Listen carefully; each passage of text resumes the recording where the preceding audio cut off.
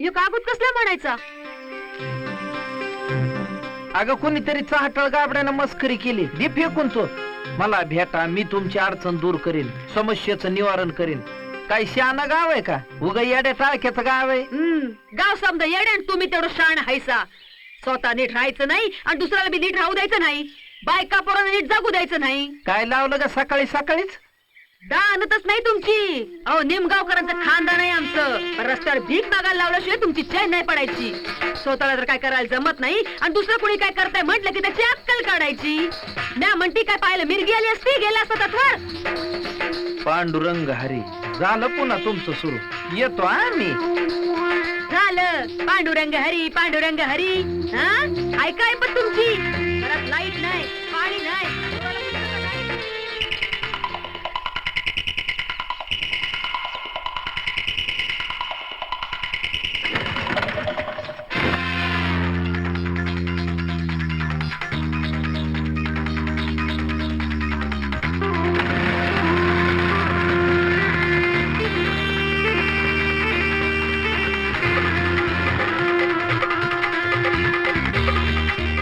लवकर दे त्याची लिहू र.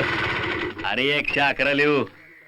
काय तात्या, काय भाव दिली केळी? तुम्हाला कसला भाव लावायचा भाऊसाहेब?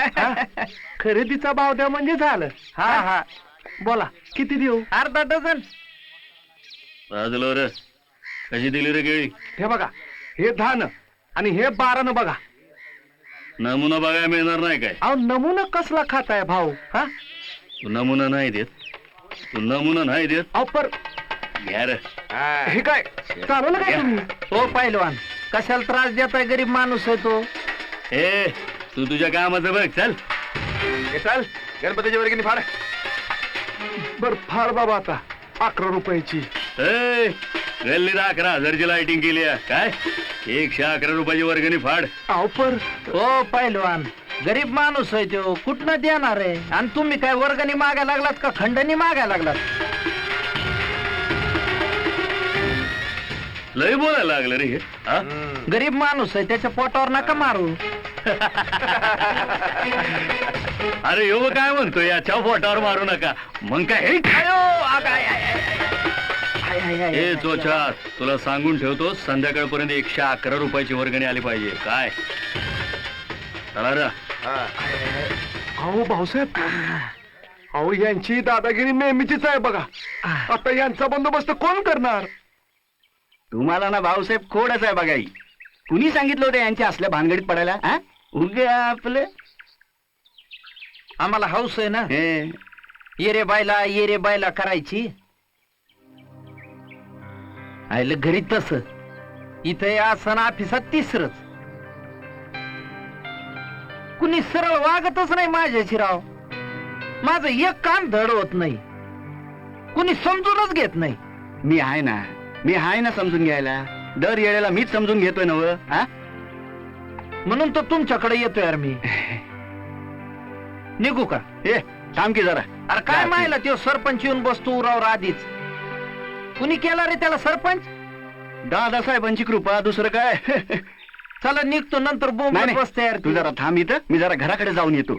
अरे तुझ्याशिवाय कुणाच्या भरोश्यावर गिरण सोडून जाऊ? नको ऑफिसला उशीर जरा मी येतो. मी आलो. काय रे का तुझ्या शेतातल्या शेंगा काय एवढ्या आणल्याच म्हणून विचारतो? माझ्या शेतातल्या.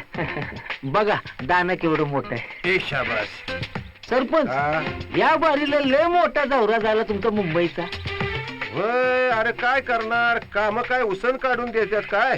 त्याच्यात दादासाहेब काय सोडच ना. अहो काय सांगताय का? अरे मग काय सारखं आपलं त्यांच्या संघर्ष नाही म्हणजे काय, मंत्रालय सचिवालय इथपर्यंत ठीक हो.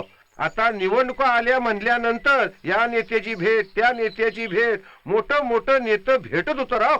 बरं दादासाहेबांना त्यांची कामं आवरणात, मग अर्धी कामं सोडली आमच्यावर. हिची फीत काप, तिची फीत काप, मायला नुसती कापाकापी चालू. परवा तर मला म्हणाल की ती मल्लिका कोण तिचं उद्घाटन कर. आईला बी खुळच आहे. तिचं म्हणजे तिनं तयार केलेल्या कॅशेटचं उद्घाटन. निवडणुकी आल्यात नव तेव्हा प्रचाराची कॅशेट. ती म्हण मल्लिका कोण आहे ती अच्छा करून सांगणार, याला निवडून द्या त्याला. कैवल्याच्या ए भाऊसाहेब, काय ग? नाही जरा पीठ दे की उलस. माझ्याकडे नाही बा पीठ बीठ. एवढी मोठी गिरणी राखत बसलाय आणि नाही काय म्हणतोस? चांगल्या घरची बाय हाय मी. अगं मग चांगल्या घरची येतं अशी भीक मागू नये बाई. ए साहेबा, कुणाला भिकारीन म्हणतोस? माझा नवरा पुण्याला गेलाय, तिथं त्याचा खिस्सा मारला, तो चालत चालत येऊ लागलाय. पोटा पाण्याला पाहिजे म्हणून पीठ मागायला आले आणि रोजगार हमीची कुठलं बी नाही दिली तुम्ही. नाही कसं आहे ना बाई, ही गिरणी माझी नाही जनाची आहे. त्यो बाहेर गेलाय, त्यो आला की घेऊन जाय पीठ. काय मुठभर पिठाची ऐपत नाही? मग काय का उपदाया साहेब झालाय वय? हे नको जास्त पीर करू आणि घे थोडस पीठ. वय घेते. ना आमच्या मेवण्याला कुठेतरी चिकटावा की. नाही म्हणजे कंडक्टरचा बिल बी आहे त्याच्याकडे. गाडवा आता सांगतो वय बिल्ला आहे म्हणून. हा अहो कवा सांगितलं की तुम्हाला. अहो एकदा चिकटवा त्याला, बायकोच एकदम तोंडच बंद करून टाका. हाय आमचं दादासाहेबांकडे तेवढं वजन हाय, करून टाकू तुझं काम. करून टाका. हा. अहो तुम्ही मागाल ते देईन बघा मी.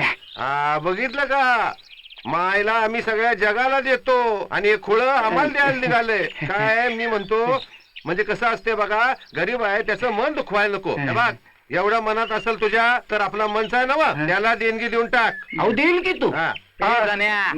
उठ. अरे तिकडे गिरणी पेटली. इकडे काय बसलाय? गिरण पेटली.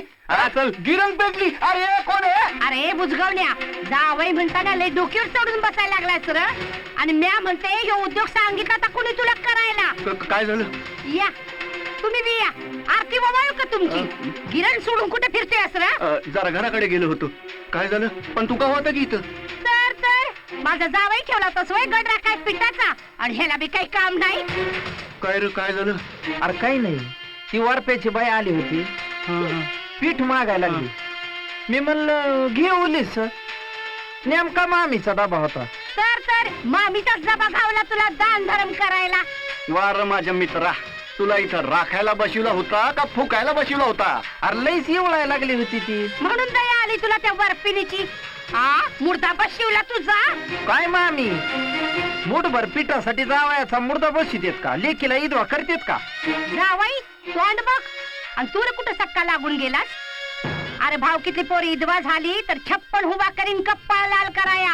हा बर ते जाऊ द्या, आधी माझ्या पिठाचं काय ते बोल. उली स्वस्त दिलं मामी. हा चांगला 2 किलो कमी झाले. 10 किलोचा डबा होता, पुरा भरत होता. बर ते जाऊ द्या. ए जन्या, मी तुला धरणार बर का? आता मला आणि मध्ये कशाला ओढताय? ए लय शहाणपणा करू नकस. माझ्या पिठाचं काय ते बोल. देतो नक्की. अरे पर कवा? आता लाईट कुठे आहे? लाईट आल्यावर देतो. लाईट आल्याबरोबर डबा घरला पोच करायचा वय. आणि पीठ समजा पाहिजे. हा गिरण सोडून फिरतोय या मेला, मुर्दा बसशिवला ह्याचा. धन्य आहे बाबा तुझी लायकीच नाही बघ. अरे काय जाणे, मुठभर पिठासाठी लायकी काढतो दोस्ताची. नाही आता तुला परत काही सांगणार नाही.